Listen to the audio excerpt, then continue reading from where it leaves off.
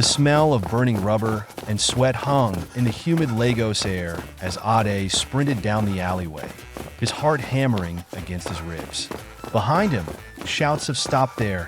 Thief!" echoed, and the heavy thudding of boots on asphalt told him his pursuers were closing in.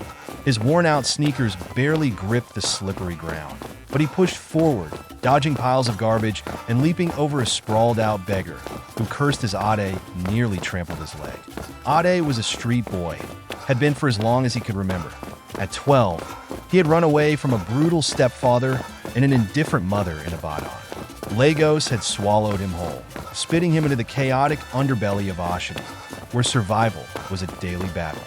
He had learned to be quick with his hands, stealing from inattentive traders and pickpocketing careless commuters. But today had gone wrong. Very wrong. He had stolen from the wrong person, a woman in a navy blue power suit, her handbag bulging with cash. He had barely unzipped the bag when her sharp eyes caught him, and before he could react, she screamed. Lagosian were unforgiving to thieves. Now a mob was after him. Ade turned a sharp corner and ducked into an open drainage, ignoring the putrid water that splashed onto his clothes. He held his breath as he heard the mob rush past, their footsteps receding. He exhaled, then crawled out, his clothes soaked and stinking. He needed to leave Oshodi. He needed to leave Lagos.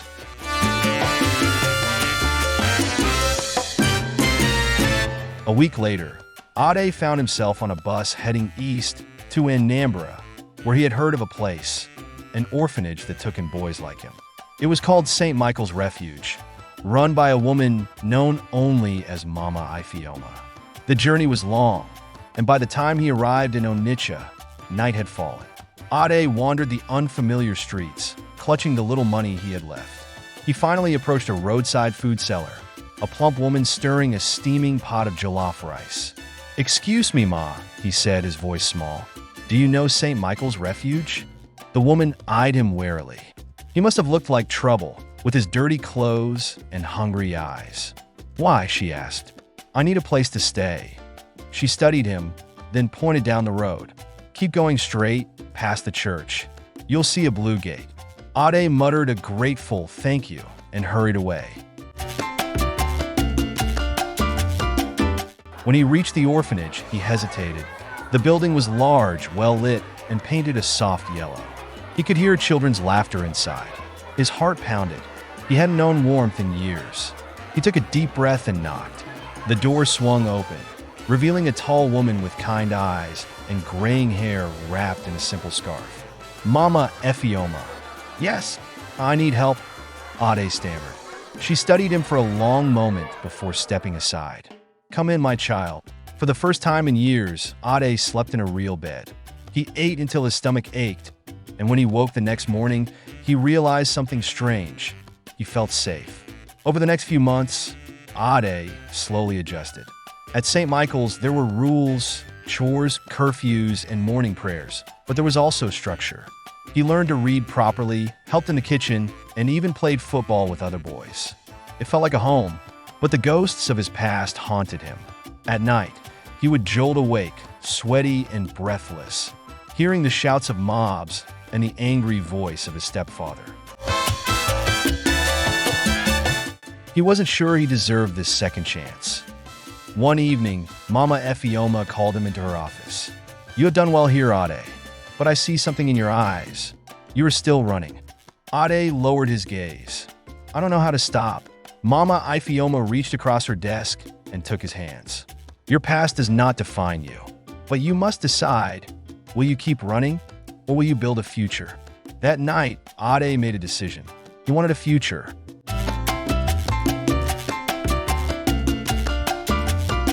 The opportunity came faster than he expected. A wealthy businessman, Chief Nwosu, visited St. Michael's looking for an apprentice for his car repair workshop. Mama Ifeoma recommended Ade. The workshop was a new world.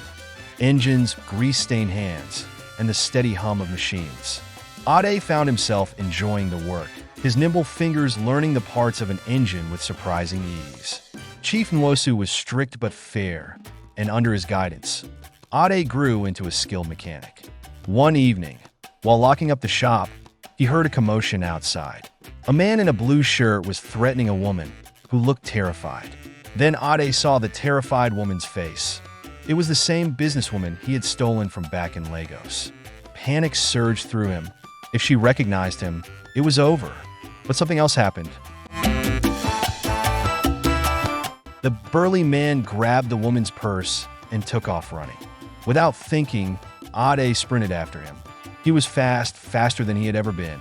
The thief turned into a narrow alley, thinking he had lost him. But Ade tackled him hard, sending them both sprawling. The purse tumbled away.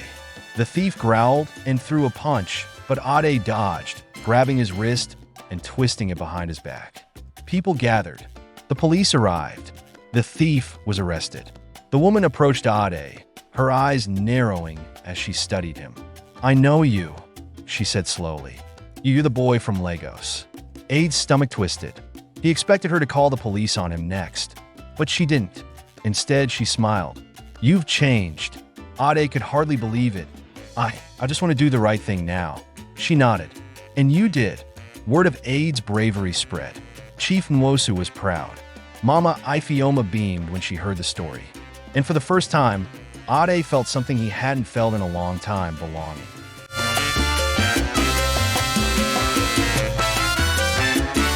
Years later, when Ade opened his own car repair shop in Anambra, a bright sign bearing his name over the entrance, he knew he had found what he had spent years searching for. A home at last. As he stood outside his workshop one evening, watching the sunset bathe the streets in gold, he heard a voice behind him. "Ade!" He turned to see a young boy barefoot, his clothes tattered. Ade saw himself in those desperate eyes. "Do you need help?" Ade asked. The boy nodded. Ade smiled. "Come in, my child." And so, the cycle of hope began again. Ade didn't stop there. He expanded his shop, training more apprentices, giving other street boys the same chance he had received. He built a foundation, partnering with Mama Ifeoma to provide shelter and education for lost children. The once lonely boy from Lagos had become a beacon of hope for many. And this time, Ade knew he was home.